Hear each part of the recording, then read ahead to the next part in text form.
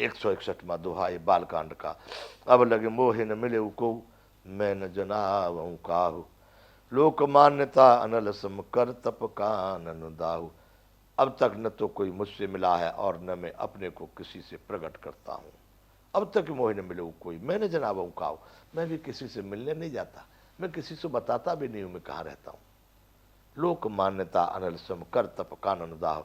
ऐसा कहते राजा क्योंकि लोक में प्रतिष्ठा अग्नि के समान है जो तप रूपी वन को भस्म कर डालती है। यानी कीर्ति प्रचार जो हो जाए तो तपस्या वो भंग होने लगती है, नष्ट होने लगती है। इसलिए लोक मान्यता तो जो है ना अग्नि के समान है जो तप रूपी ईंधन को जला डालती है। फिर तुलसीदास जी लिख रहे, तुलसी देख सुवेश भूलय मूढ़न चतुर नर, सुंदर के पेखु बचन सुधासम असन आई। तुलसीदास जी कह रहे हैं कि बंधुओं, अच्छा वेशभूषा देख करके बड़े बड़े मूढ़ ही नहीं चतुर भी भूल जाते हैं, बड़े बड़े ज्ञानी लोग भी उनके पैतरे में फंस जाते हैं। मूड भूल जाए तो भूल जाए, लेकिन होशियार भी उनके लपेटे में आ जाते हैं। सुंदर के पेख, केक कहते हैं मोर को। सुंदर मोर को देखो, उसका वचन तो अमृत समान है, कितनी मीठी आवाज, क्यों प्यों कैसा बोलता है।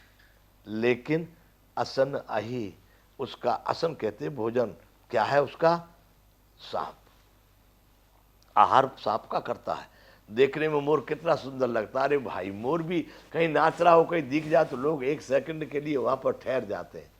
इतना सुंदर प्राणी मोर है, लेकिन असन अहे, खाता वो सांप को है। यहाँ कहना चाह रहे कि वो देखने में साधु के भेष में बैठा है, पर वो जो बैठा है वो सांप से भी ज्यादा भयानक है। ताते गुप्त रहूं जग माही, हरि तज किमपि प्रयोजन नाही। इसलिए राजा, मैं सदैव इस सृष्टि में गुप्त रहता हूँ, संसार में मैं प्रकट नहीं होता, क्योंकि मेरा प्रयोजन भगवान के अतिरिक्त किसी से कोई प्रयोजन नहीं है। मैं अपने परमात्मा में मस्त रहता हूँ। प्रभु जानत सब भी नहीं जनाए, कहो कवन सिद्धि लोक रिझाए। राजा, भगवान तो सब कुछ नहीं जनाए, हम नहीं कुछ कहें तो भी जानते हैं, यदि नहीं जानते तो भगवान कैसा है। इसलिए प्रभु तो सब बिना जनाई सब कुछ जानते हैं। अब तुम बताओ, इस संसार को रिझाने में क्या फायदा है। कहो कवन सुख लोक रिझाए, जब भगवान तो बिना बनावट के भी जानते हैं। तुम सुच सुमति परम प्रिय मोरे, प्रीति प्रतीति मोहि पर तोरे।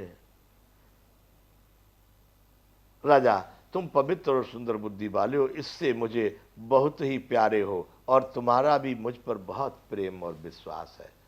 तुम सुच यानी पवित्र, सुमत यानी अच्छी बुद्धि वाले, परम प्रिय मोरे, और मुझको बड़े प्रिय हो। प्रीत प्रतीत मोहि पर तोरे, और तुमको प्रेम और विश्वास दोनों, मेरे पर तुम्हारा बहुत दृढ़ विश्वास है और तुम्हारा मेरे पर बहुत बड़ा प्रेम भी है। अब जो तात दुरावहूँ तो ही, दारुण दोष घटे अति मोही। हे राजा, यदि अब मैं तुमसे कुछ छिपाता हूँ तो मुझे बहुत बड़ा पाप लगेगा, क्योंकि तुम्हारा इतना बड़ा प्रेम, इतना बड़ा विश्वास टूट जाएगा। इतना बड़ा जो आपने मेरे पर श्रद्धा रखी है, तो बड़ा धक्का लगेगा। इसलिए अब तुमसे मैं कुछ छिपाऊंगा विपाऊंगा नहीं।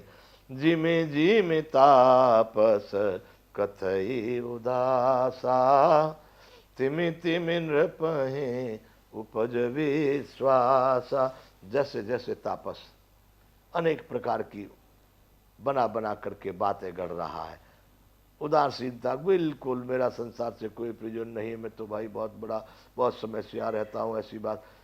वैसे वैसे राजा प्रताप भानु को और विश्वास हो पड़ता जा रहा है, और ज्यादा उसके मोह में पड़ते जा रहे। देखा स्वस कर्म मन बानी, तब बोला तापस भग ध्यानी। बंधुओं, जब अपने मन और कर्म और वचन से राजा ने समझ लिया, उस तप कपटी राजा ने, साधु ने समझ लिया कि मेरे बस में ये हो गया है, पूरा मेरे पर अटल विश्वास इसको हो गया है, तब वह बग ध्यानी यानी बगुले का ध्यान करने वाला, असली ध्यानी नहीं है। वो बगुला जो पानी में बैठता है ना बंधु, एक पैर खड़ा रख के बैठ जाता है, खड़ा रहता है एक पैर पे। तो कोई वो भजन कर रहा है एक पेड़ पे, तपस्या, आंख भी बंद कर लेता है, तो आप ये मत समझना को वो भजन कर रहा है, जरा भी पानी की आहट हुई पटक मछली को पकड़ लेगा। वो अपनी ताक में बैठा है, मछली कब आवे कैसे पकड़ लूं, बिल्कुल नहीं हिलता डुलता। वैसे ही बंधुओं, देखा सुबस कर्म मन बानी, तब बोला तापस बग ध्यानी। तब वह बगले का ध्यान वाला तपस्वी कपटी मुनि राजा से बोला, नाम हमार एक तनु भाई, सुन नृप बोले पुण्य सिरुनाई। मेरा नाम तो एक तनु है। क्या नाम है? एक तनु। नाम हमार एक तनु भाई, सुन नृप बोले पुण्य सिरुनाई। राजा फिर से झुका। जब उसने कहा महाराज मेरा नाम है एक तनु, बस इतना बोला तो राजा ने फिर प्रणाम किया सिर झुका करके, महाराज कहु नाम कर अर्थ बखानी, मोह सेवक त्यापन जानी। महाराज मुझे अपना परम सेवक जान करके अपने इस नाम का अर्थ वर्णन कीजिए, विस्तार से कहिए, एक तन नाम आपका क्यों है? 162वां दोगा आ गया। कपटी मुनि कह रहा है, आदि सृष्टि उपजी जब है, तब उत्पत्ति भई मोर। जिस समय पर इस आदि सृष्टि की उत्पत्ति हुई, ये संपूर्ण ब्रह्मांड की रचना हुई, मेरी भी उत्पत्ति तभी हुई है राजा, तब उत्पत्ति भई मोर। नाम एक तनु हेतु तेह देह न धरी बहोर। और मेरा इसलिए एक तनु नाम है कि जब से सृष्टि हुई है तब से मैंने दूसरा शरीर धारण नहीं किया। एक तनु मुझे इसलिए कहा गया, मेरा नाम एक तनु इसलिए है कि कभी दूसरा शरीर धारण नहीं किया। जैसे कहते हैं मरते हैं फिर जन्मते हैं, फिर मरते हैं फिर जन्मते हैं, आत्मा अमर है, तो मैंने कभी दूसरा जन्म नहीं लिया है। मेरा एक ही शरीर में पूरा सतयुग त्रेता द्वापर सारे कल्प निकल गए, मेरा शरीर नहीं बदला जाता है, इसलिए एक तन एक ही शरीर, इसलिए मेरा नाम है एक तन, क्योंकि मैंने दूसरी देह धारण नहीं की। ये बालकांड का 162वां दोहा बंधु। जन आचरज करहु मन माही, सुत तपते दुर्लभ कछु नाही। हे पुत्र, राजा से कर, वो तो बुढ़ा नहीं था लेकिन कमजोर हो करके खाना पीना नहीं मिला तो बुढ़ा सा दिख रहा, जो जंगल में रहने लगे एकदम ऐसी स्थिति तो कैसा हो जाएगा कमजोर। तो कहता हे पुत्र, आप अपने मन में कुछ आश्चर्य मत करना